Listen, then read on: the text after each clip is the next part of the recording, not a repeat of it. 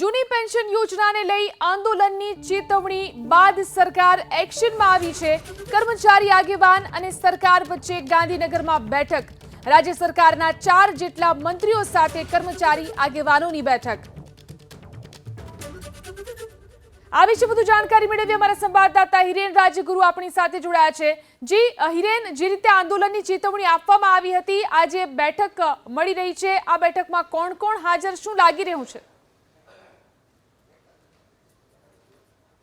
जो जूनी पेन्शन योजना लागू करवानी मागणी छे, साथे ज फिक्स पगार प्रथा जे छे ए नाबूद करवानी मागणी छे અને જે જૂના કર્મચારીઓ છે એને ફરીથી જૂની પેન્શન યોજનાનો લાભ મળે 2005 પહેલાના, એ પણ માગણી છે।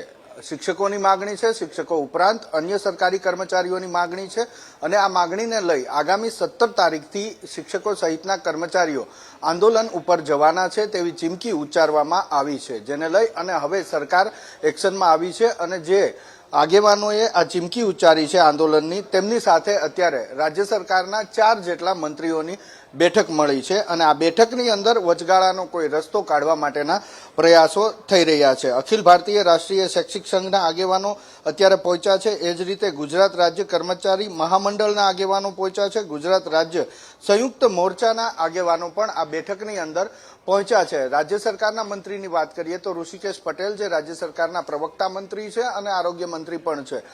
શિક્ષણ રાજ્યમંત્રી પ્રફુલ પાનસેરિયા પણ આ બેઠકની અંદર છે। આ સાથે કુબેરભાઈ ડિંડોર પણ આ બેઠકની અંદર છે। 4 જેટલા મંત્રીઓ અને આ કર્મચારીઓના આગેવાન જે છે એ આગેવાનોની બેઠક અત્યારે શરૂ થઈ છે। મહત્વપૂર્ણ બાબત એ પણ છે કે 17મી તારીખથી જે આંદોલન ઉપર જવાની રણનીતિ તૈયાર કરવામાં આવી છે તેની અંદર કર્મચારીઓ પેન ડાઉન કરી શકે એ પ્રકારેની શક્યતા પણ સામે આવી છે। બીજી તરફ જોવા જઈએ તો 17 તારીખે પ્રધાનમંત્રી નરેન્દ્ર મોદીનો પ્રવાસ પણ ગુજરાતમાં છે 17 તારીખ પહેલા, એટલે એ વિષયને ધ્યાનમાં રાખીને પણ ગુજરાત સરકાર હરકતમાં આવી હોય એ પ્રકારના સમાચાર પણ મળી રહ્યા છે। સૌથી મહત્વપૂર્ણ બાબત કે અત્યારે જે બેઠક શરૂ થઈ છે એ બેઠક પૂરી થતા હજુ 1 કલાક જેટલો સમય લાગશે।